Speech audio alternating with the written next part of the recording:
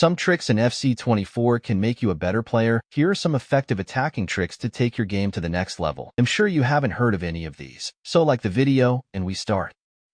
Visit u7buy.com and get some cheap, safe, and reliable FC coins. You have to build a strong squad to manage the competition. Use the discount code DRFC for 6% off, link in the description.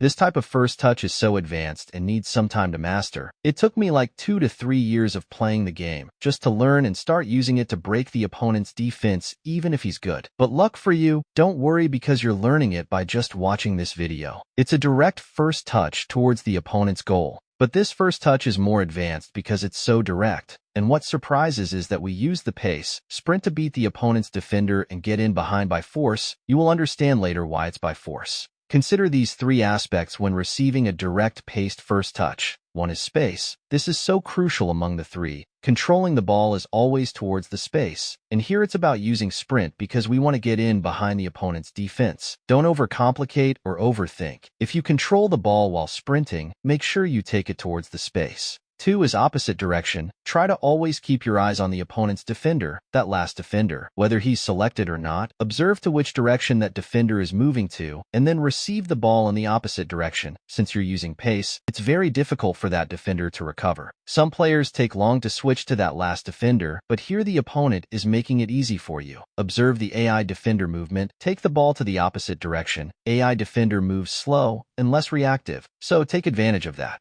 Then lastly is player's body. This one is a little bit tricky. The first 2 aspects are just guidelines, not rules, which means they can be broken and still get away with it. You have to develop a feeling of using your player body to shield the ball when controlling it. This is common when you can't control the ball diagonally, because in a diagonal position you keep the ball safe and at the same time moving forward. But if you realize you can't control the ball diagonally forward, you control it horizontally or vertically, but the logic is to use the player's body to keep the ball safe.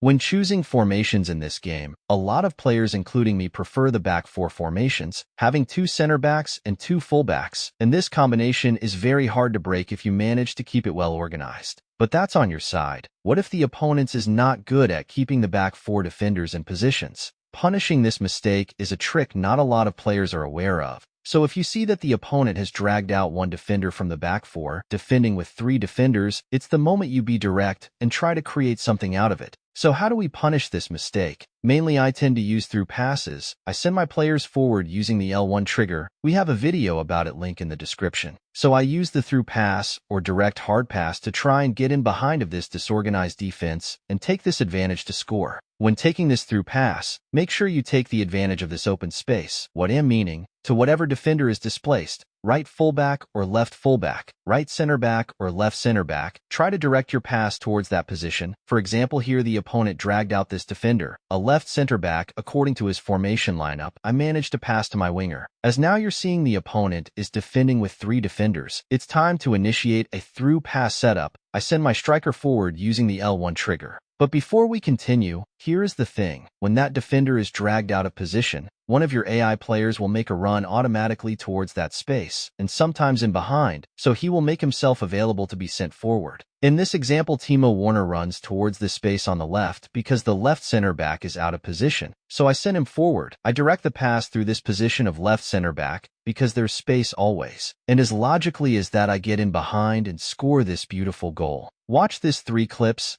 Every through pass opportunity comes from 3 defenders, and the pass is directed towards the empty position because there's space. And further.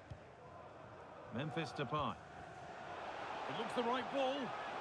But don't quote me wrong, it's not all about which defender is dragged out, but understanding where there's space. And because sometimes the opponent can drag out that defender, and when trying to cover that space opened, he overcommits with another defender, again opening up another space, and here you use this space and get the ball in behind and punish the opponent. Sometimes you can use the lob through pass. It's not all about the ground through pass. Again, you will be surprised how the lob through pass is so effective against these back 3 defenders. It's all about knowing how to balance between the ground and the aerial pass, which pass suits that moment.